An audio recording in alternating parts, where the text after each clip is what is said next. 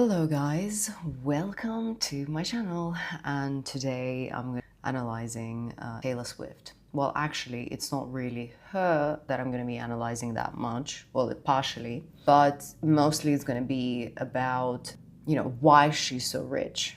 What's up with Swifties? What's going on? Why is she so popular? Why? Like, when I saw some of the suggestions that you guys wrote, and I was like, okay, Taylor Swift, I've heard of her before, but I've never listened to her music. I do not know what she sings about. So I had to do like a deep dive. I had to, listen to her music, which is just not something I would listen to. I really do not like. I can't relate to what she's singing about. Anyway, this is not about me, it's about her. But what I'm going to tell you is that it took me quite a long time to finally come to some kind of conclusion, because deep inside, looking at all her fan base, and like looking at people gathering, she's gathering massive concerts, people going to her concerts in like millions, or I don't know, 100,000s of people. And I'm like, what kind of hysteria is this? Like, what's going on? Why? I don't understand. I truly didn't understand why, especially after listening to her music. But then actually trying to decode her lyrics and like reading into it and seeing what she's doing with her fans, and what she's, the things that she does, made me realize a lot. So I am going to be, maybe this is a bit far-fetched, but I'm going to be comparing her following base and like her whole thing that she's going on with a cult. I've seen some Reddit, also I've read some of the like reviews that people leave her, and I've seen some of the, people actually writing like, I'm convinced that, we're in a cult. So I really took my time to read through YouTube comments, Reddit, I think it's called Reddit, Instagram comments. I went into all social media platforms. I went on reading as much as I could, possibly, and so I could come to some kind of like conclusion, realization. Also, I read papers on her, because now they're writing university papers, and I'm going to be sharing the links to those papers because I'm super grateful for the people who have written those. They are amazing. They literally decode all her music and, what are the main themes she's singing about. But I'm going to go a little bit deeper. So the whole point of this is I'm going to use sort of like a psychoanalytical approach, and I'm going to try to actually psychoanalyze. So psychological deconstruction is slightly different from psychoanalysis. Psychoanalysis is a different modality in psychology, and it just goes back to the Freudian perspective, and it just like, some of the things that I might be saying today might not make sense, but I hope they will, and I'm going to try to explain it in the most metaphorical way as possible, so you guys understand what I'm trying to say. And to be fair, like, I don't know how you guys feel about it. I don't know how anyone feels about it, but to me, the fact that this woman has such massive following just because she's a singer is a bit of a joke.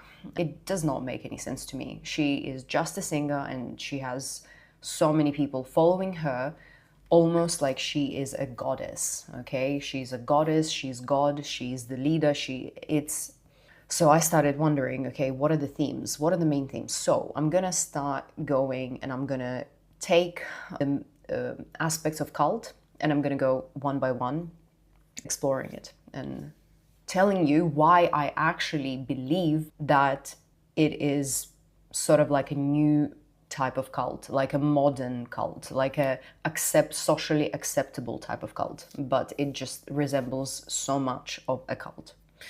I'm sorry to say this, but this is my opinion. And if it hurts someone, if my opinion hurts anyone, you can leave my channel, because you are in my space, my ground, my personal space, on my channel. Therefore, I will not allow, hate, only constructive criticism.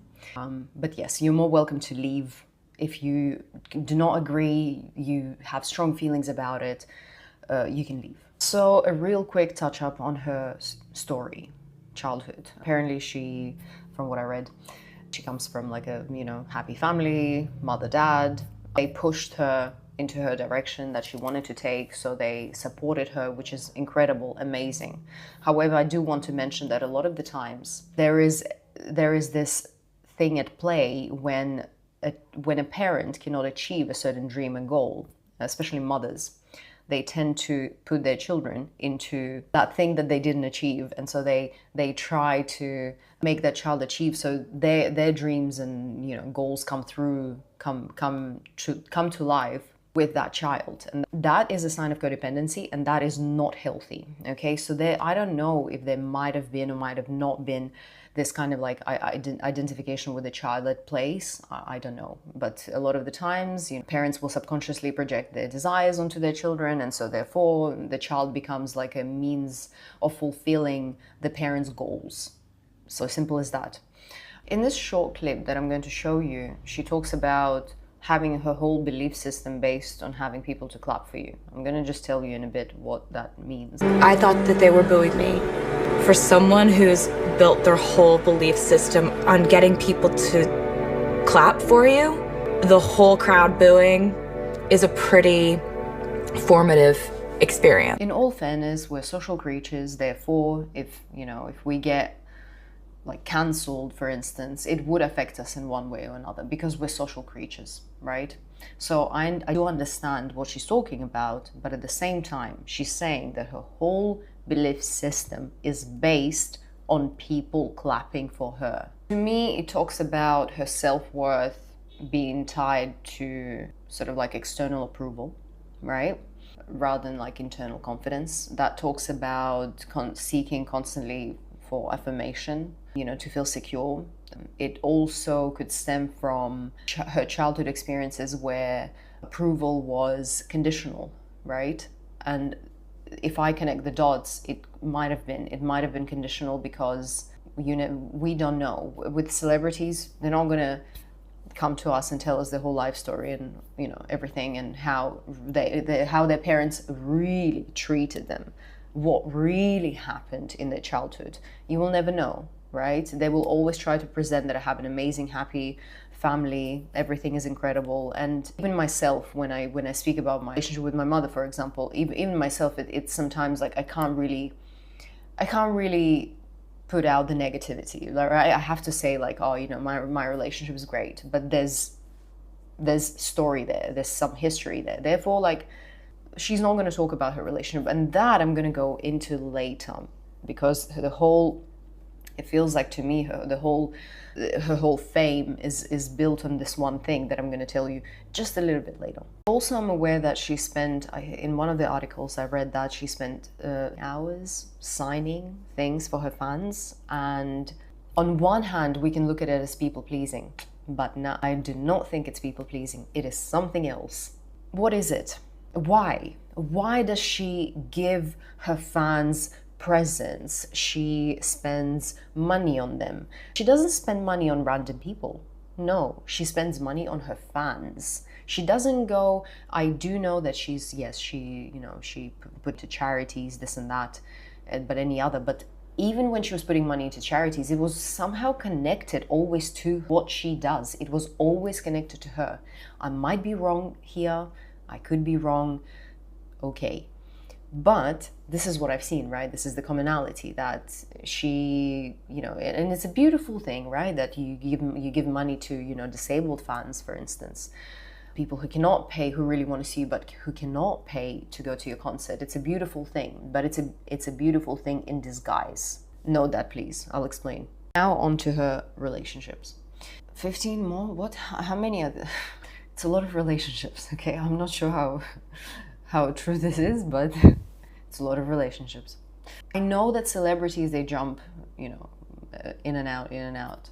But not all celebrities jump in and out of thousands of relationships, okay? And why does she have so many relationships? And it's not just like a casual fling. It's a potentially, it's potential for a relationship.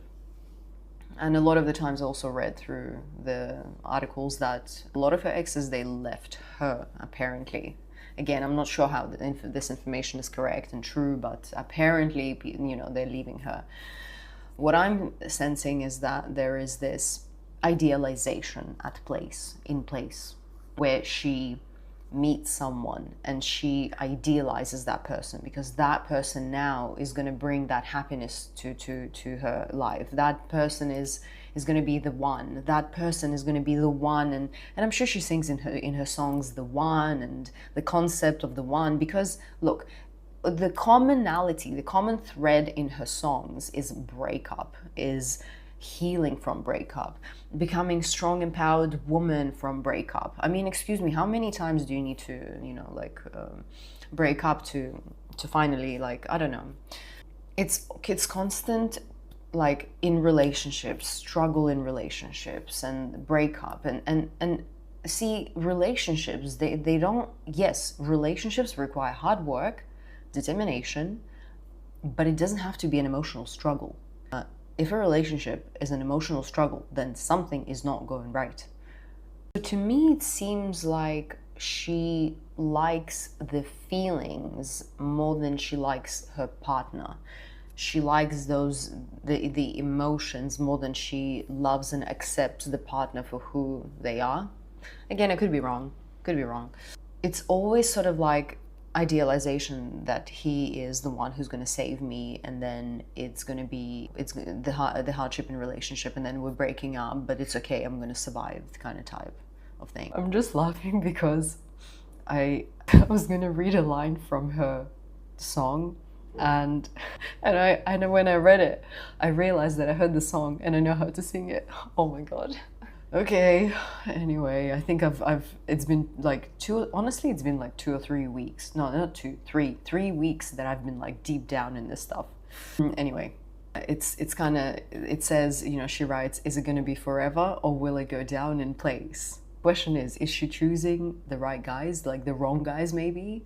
Is she having fun for the sake of music? Is it some kind of inner conflict that leading her to breakups? So now I'm approaching this psychoanalytical idea that I'm going to share with you, and I really hope that you will get it. By the way, I also looked up in the history of some of her exes, and they're like happily married, long marriages. This is just me kind of like putting some perspectives in place, that her ex-partners in long-term marriages now. So saying all these things though, you might think I'm biased, okay? I'm not. I do recognize the talent. I understand that she creates catchy songs, catchy lyrics. A lot of the people can relate, but again, this whole relatedness and what people relate about, I'm going to explain in this video. So plays the instruments, and she sings and she creates music, right, which is rather talented. So in one of the songs she says, maybe this is wishful thinking, probably mindless dreaming, but if we loved again, I swear I'd love you right. So this says that she believes that she might have not loved right. I think that kind of goes together with my idea of me thinking that she would once idealize her partner. And then when you idealize what you're doing, really think that that person is finally going to satisfy you. In the beginning, you overlook the problematic behavior, or you really, idealization is something a child does with a parent. A lot of the times children idealize their parents in order to survive, and so it feels like idealization is not like a healthy, it's a defense mechanism, like a coping mechanism, let's call it so, and it's not a healthy thing to do in relationships. Because when you idealize someone, as soon as you idealize someone, that same moment, the moment that that person does something wrong, that person just like drops, and that person becomes completely worthless to you. So it's like, the moment first the person is, has all these amazing qualities and like just so worthy, and then the next moment, boom, and that person is just nothing. So it's not a healthy way to approach relationships, and I think maybe that's what she's talking about in her songs, okay?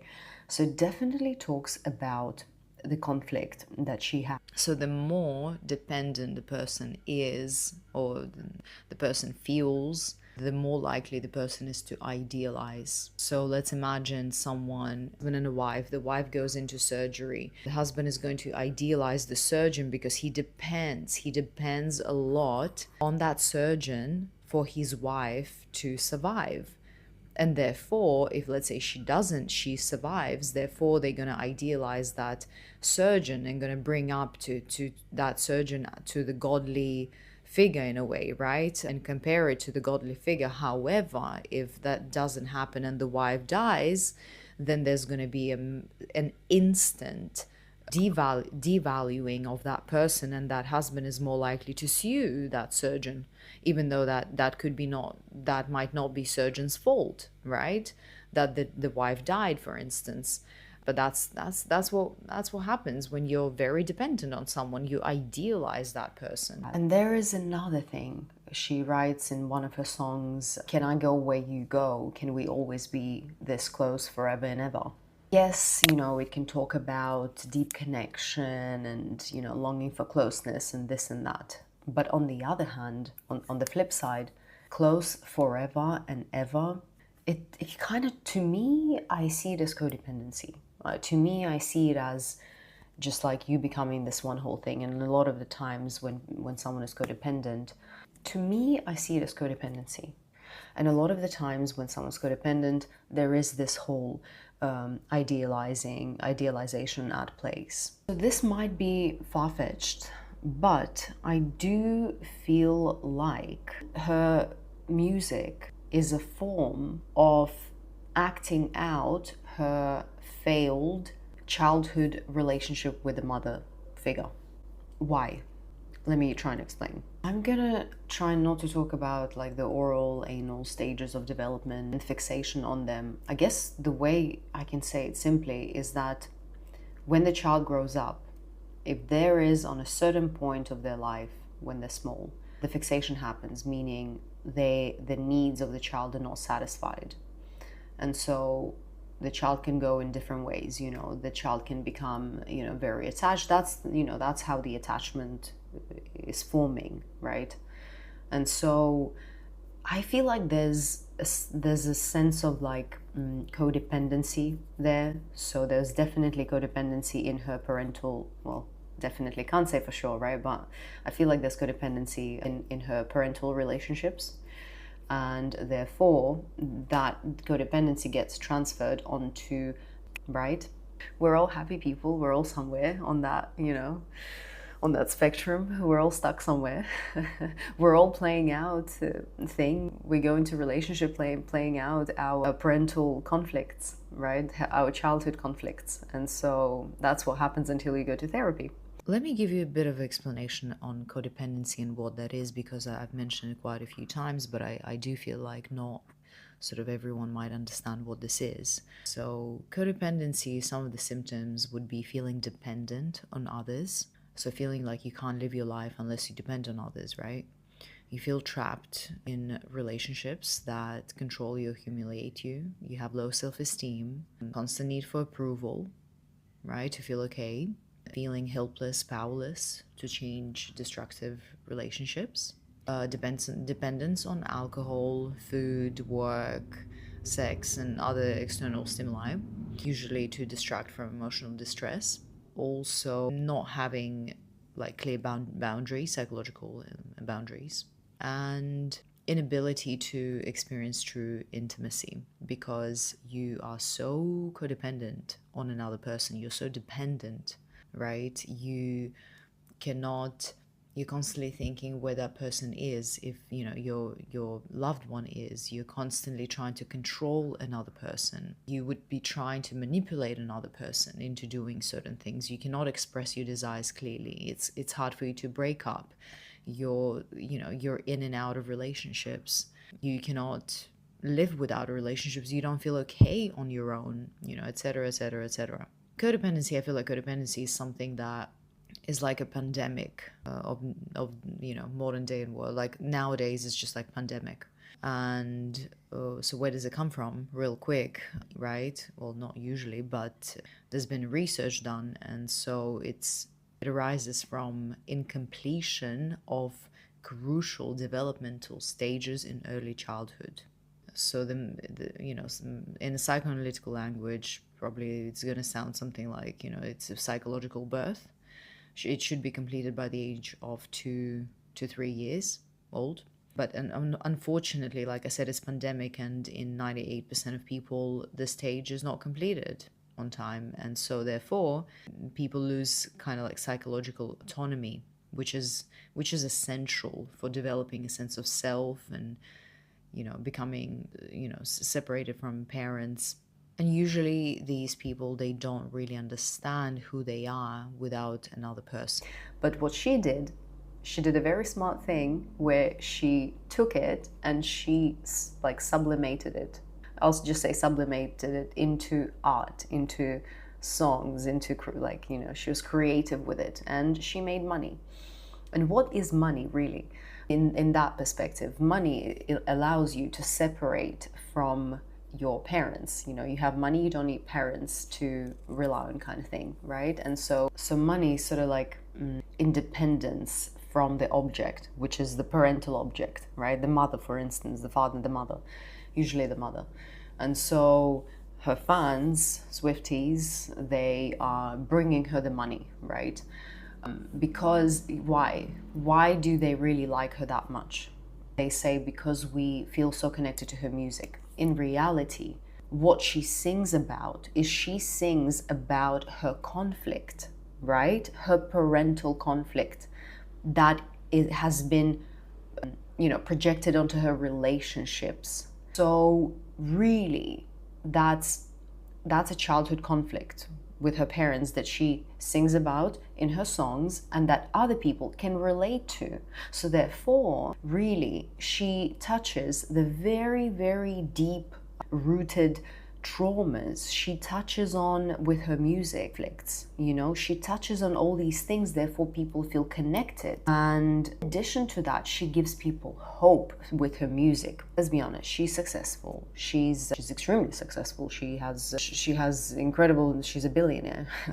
It's almost like she's telling them, if you're gonna cry like me, if you're gonna struggle like me, you're going to be as successful as me in a way. Anything that her scheme in her songs, which is usually she sings about the same thing again and again and again and again. It kind of like gets put on the personal tragedy of the person, right? And she's kind of telling them like, I know how to do it right. I know how to do it the right way. I know now. And so then fans, they feel like, okay, now I can cope with it too. But in reality, they're not coping with anything. They are stuck in that same parental conflict, childhood conflict, trauma. They get stuck in it and they don't get out. So in a way, all her fans, they put responsibility onto her. Therefore, they remove responsibility of them because she says it's going to be okay. She sings like that, like it's going to be okay. She's successful, like, and they identify with her, like she's successful, I'm successful, out of it. However, right, what's wrong with all of this? Let me just quickly go into this whole cult story that I think that, Swifties are part of. In a way, she presents as like this mother figure that they rely on, that they are codependent on, that they are dependent on, okay? And the problem is the problem that I have with this whole situation is that she strengthens their dependency on her. She strengthens that by giving them presents, buying them tickets, by constantly engaging with her fans, by telling them who to vote for, by you can say by leading them and being kind, but this is not how I see it. It's really not the case, because she's not God, okay? She's just a person. But these fans, they've idealized her so much to the point that they almost relying their life on her. Their lives revolve around her. And so it's, of course, we live in a world that is filled with hardship and love and joy at the same time, but there is so much struggle that we have to go through, especially if we had unfinished business with our parents. If we haven't finished all these stages properly, if we have leftover traumas, right? We will bring that into our life, and our life will be even more difficult because of that.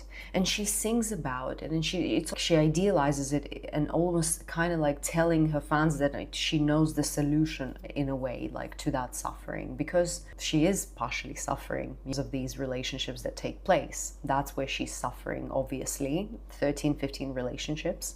So I think her fans, they find that stability, and it's very interesting how it's kind of like it's almost like she is I'm going to speak metaphors. These are like some psychoanalytical metaphors, but I'm just going to say it. So she's like a boob that feeds the baby, okay? So the baby's her community, and she keeps feeding them. She keeps doing all these things that even induce even more codependency. But what's interesting is that she doesn't really give the recipe to having that good life, having it all together. She might be giving these fans a sense of purpose. She might be filling their void within, but she's not helping them get better. In reality, these people, Swifties, they have to go to therapy. They cannot depend on someone with so much passion. And I saw how people reacted on her concerts. It really is. It's not just like worshiping, but it is a form of worship. Okay, it's almost like, and I mean, look, for religious people, the God is one, and you only worship one God. If I'm talking about religion, you don't worship other things. This is kind of like sect behavior. Sect means like cult behavior. You don't worship a human, basically, but they are worshiping a human. Let's say she has children, which in the only case she's gonna have children is if a man makes her have children. And I feel like she is either going to be made by the man to have kids, and she'll realize, okay, I'm old enough, I have to have kids. Or, and I mean, like, I understand that, I completely get it, but actually, no, I don't get it, because if I had a ton of money, I would already have kids. I feel like she might not even have kids until later on, or maybe never have kids. Really, why have kids when you live in La La Land? And to be fair, kids are way too real in her scenario. But you know what I thought about? Like, what if she were to have kids, right? That means she's abandoning her kids, which is Swifties. She's abandoning them. So I thought, will this woman really stop this whole relationship drama? Stop writing songs about this drama, have kids, abandon her kids? Will this really happen? Like, to me, in my mind, I can't see that scenario. I can't. All I see is her getting older, singing about relationships, changing partners, singing about relationship, changing partners again and again and again. But if magic happens and God blesses her with kids, and then most likely she's just going to be singing about how this child is my hope. Now the child is going to become hope for the better future. Now the child is going to give her hope to get out of that struggle. Now it's going to be a song about we're breaking up, but we have the kids left with us. What are our kids going to do? Do you get what I mean, guys? What I'm trying to say there, it's not healthy. What she's singing about is not healthy.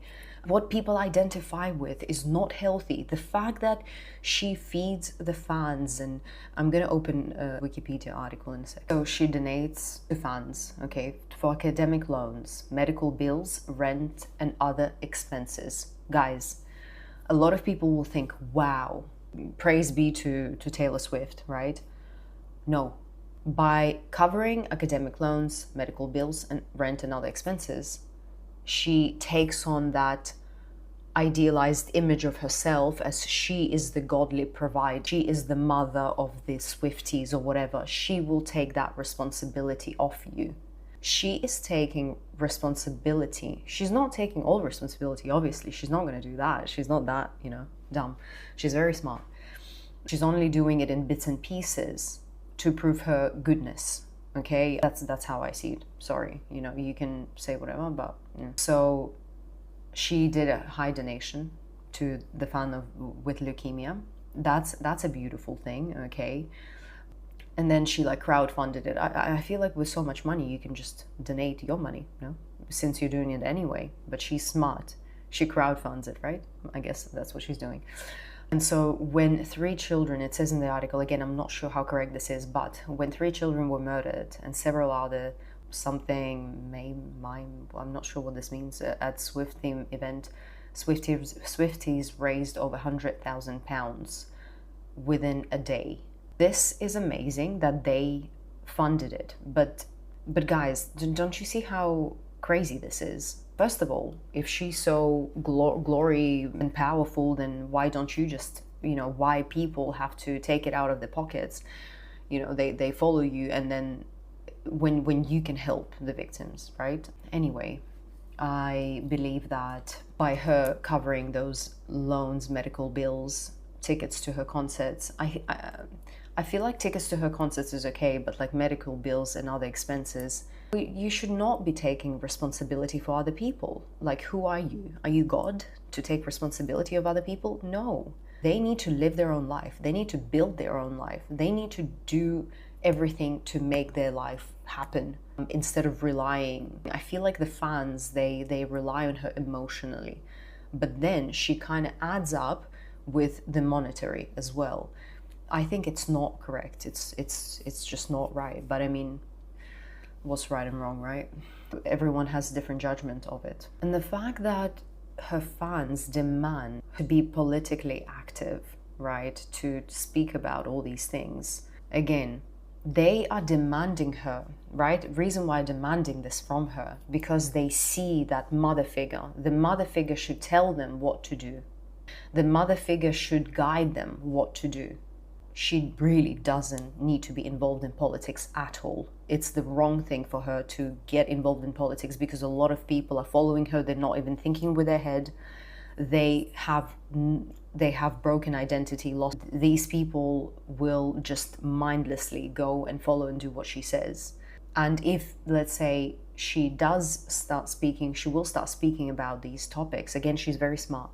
She might say certain things that will upset ones and will make happy ones and upset the others. And that way she loses the fan base. And what does that mean? She loses money. She loses money. Why would she do that, right? And I think recently she did speak something. She did say something political, but it wasn't taken well by people in general. And I don't think celebrities should, knowing deep inside, she knows that these people are highly attached to her.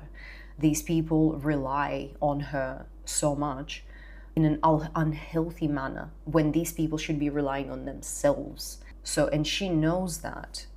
She kind of fuels it, to be honest. In how I see it, is fueling it. And the fact that fans are demanding her to speak on these topics, to me, it shows infantile behavior.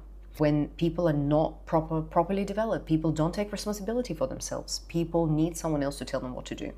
So really, the people who follow her, just like her, they have not separated from their parents. And therefore, they probably fall into the same relationship patterns. They break up, they go in the same thing again, they break up. Same thing again and again and again. They have not been separated from their parents, just like her. And there you go. It's just match made in heaven. And it's just like a self-perpetuating cycle of, it's like one relying on one another. She relies on them to make money, to make more money, as much money as possible. And they rely on her for that godly figure that's going to give us hope that we're going to have a better life. She's not giving anyone a recipe to actually have a good life. She's not telling people, hey, take responsibility, stop struggling in relationships, go to therapy, find a good person, sort out your childhood traumas and conflicts, and be happy and be content. A lot of the times that I've read comments from people who follow her, they're either broken up, divorced, alone, or in unhappy relationship. That's what it breeds. It just breeds just unhealthy. I don't see it as healthy. When I spoke to people and I told my friends that, like, I'm doing a piece on Taylor Swift, and everyone's like, oh my God, I love her. I asked my American friends, and my American friends told me, like, oh, I love her, she's amazing, and she's so talented. No doubt she's talented. I'm not saying she's not. But one thing is to like her. Like, my friends, they don't go to her events. They don't sit there listening and buying her CDs. No, they just like some of the songs, and they think she's cool. But they don't fully understand what she's doing with her fan base. They don't fully understand. And now I think it's time for me to go through, like, the cult aspects and see the resemblance with what's going on here. And real quick, sense of belonging. Many people join cults because they're searching for community connection and acceptance. So we have similarity. People do like going to her concerts, they feel a sense of belonging, and it's on another level because each country has like a Swiftie group or something. Because I'm in Indonesia right now, I'm in Bali, and I mean, guys, like, there's like a whole, like, when I search up Taylor Swift, when I wanted to look something up, like, I saw like an ad or something for her like group that's in Jakarta, I think, or something, and I was like, wow. So there's a strong sense of community there. That's number one. Number two, cults have this, they promise sort of like a higher purpose, spiritual enlightenment. You might say she doesn't promise anything, but I feel like in her world, in with her songs and everything, she promises sense of hope that it's not like even hope. It is hope and sense of community. It's something that like brings you together. That is like a shared suffering, and that's sort of like. And then when people idealize her and they identify with her, when she gets into a relationship, her fans will feel like, well, if she got into a relationship, she got married, then I can do now too. So there is hope. So that's your desire for meaning and purpose, I think, right there. It's like romantic based, something like that. Charismatic leadership. For sure, she's charismatic and she's a leader, obviously. I don't think there's much to say on that. So someone wrote this on Tumblr, I think it's called. The sense of community good storytelling can create is very powerful. You can see this in any type of fandom, and even politics and religion and cults. So good storytelling. See that it's all about the story. It's all about what she's singing. She's singing about painful struggling with not being able to fully settle in. If she was happy, if she was finally happy at home, no drama, drama-free, all is cool and good, what she's going to take her, muse, where she's going to get the muse from? From what? Sitting on the couch, having kids, singing them lullaby. Well, I'm sure she'll find some kind of conflict there and drama, and she'll probably sing about how wonderful her young years were, but and now she's with a child to remind her how beautiful life is. I literally think she's like one of very few celebrities that has gone so far giving money and like helping. This part, it's this comment on Reddit, and I just wanted to go through real quick because it perfectly describes the reason why Taylor Swift is so famous and why people can relate to her music, okay? So this lady says, imagine during the pandemic, I just had a baby and I'm all alone with just my husband in the house. So what does it really say, right? Just with my husband, all alone. So she feels alone while having a baby and the husband in the house, okay? That says a lot, especially the second sentence says, you're supposed to be surrounded by family. No one knew about it, we're alone. She says, we're alone. You're supposed to be surrounded by family. Okay, so does she consider her family her child and her husband? Or she considers her family, her mom and her dad and her sisters and her brothers? And I'm guessing right here, right, in this specific scenario, this lady speaking specifically about her parents. And I feel like there is there has been no separation, psychological separation. She hasn't gone through that psychological separation, because if she would have, then she would consider her family and her baby and herself as a family unit, right? And she would not feel alone. She would not have that painful loneliness feeling, right? That painful loneliness. But when there has been no separation, that's what you feel. And therefore, people who haven't gone through psychological separation from their parents, they are very dependent, right? They're very dependent on their parents, and therefore they are codependent in their relationships. And what I feel like is ultimately that's what Taylor Swift sings about in her songs. It's the red thread that goes in, through all her lyrics, all her songs, is codependency, painful separation, codependency, idealization. And so this lady here, it's easy for her to idealize Taylor Swift, because she feels like Taylor Swift knows what she's feeling in a way, right? And she says there, Taylor recognized that we were sad, and so she created that, right? I mean, Taylor didn't recognize that they were sad. I guess Taylor felt sad herself, and Taylor herself feels sad and is not separated from her. She did not go through that psychological separation with her parents, and therefore, she has that loneliness feeling. So that's just my guess, okay? It's my wildest guess. That's what I think. To the last part, which is psychological manipulation and mind control. It's an aspect of cults. Who would think, right, that she's using manipulation and mind control? No one would ever think that. She's such a sweet princess girl, right? Well, I have a different opinion. Love bombing. Overwhelming new recruits with attention, flattery, kindness. She does that with her fans.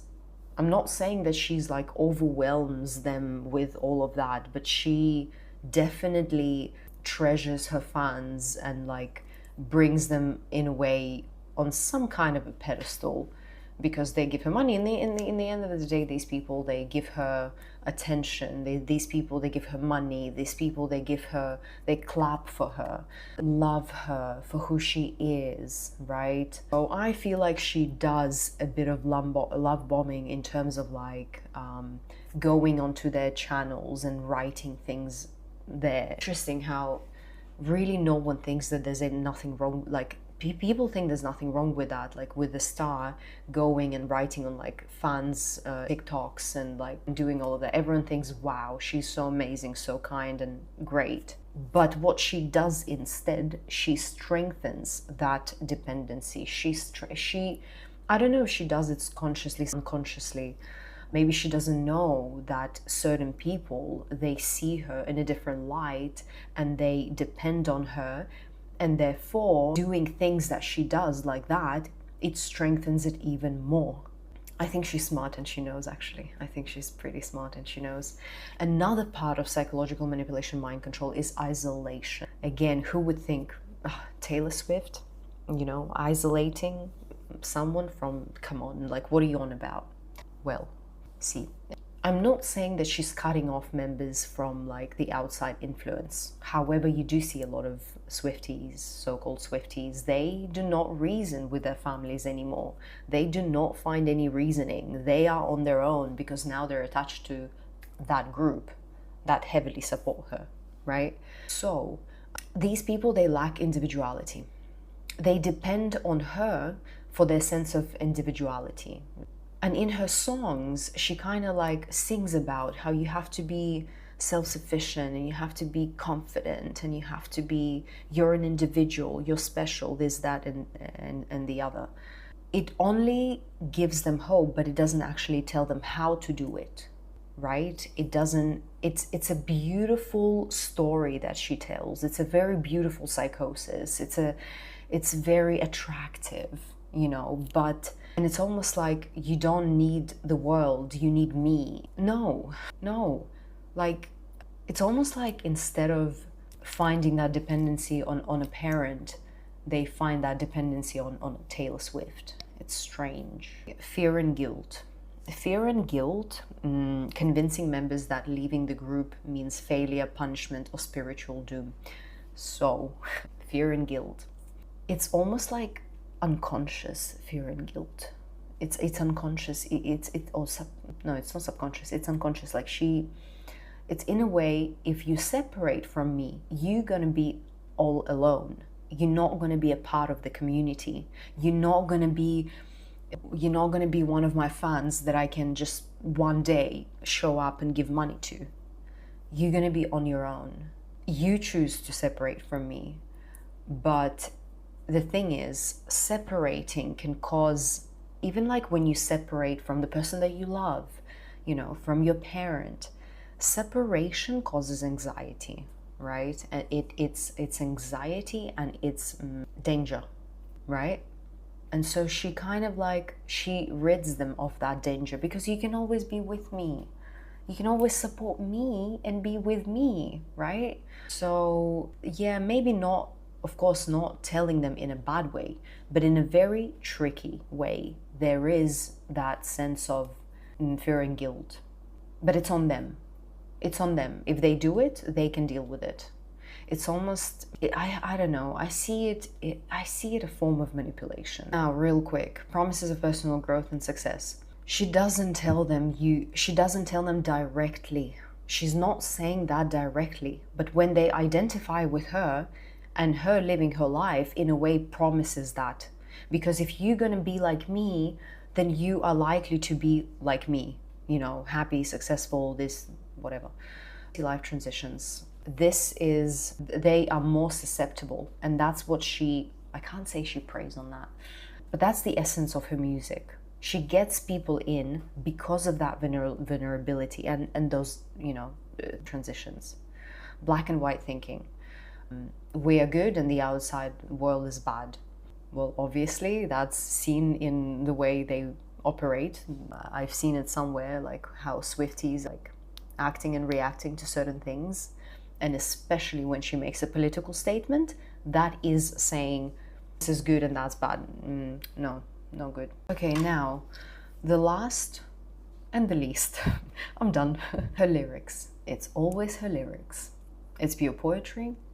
I found it on this, not Tumblr, what do you call it? Reddit. Actually, a lot of the things that I was reading to is from Reddit. I don't know what Tumblr is. Sorry. So everyone in this sub can give you lyrics that change their life or will make you bawl like a baby.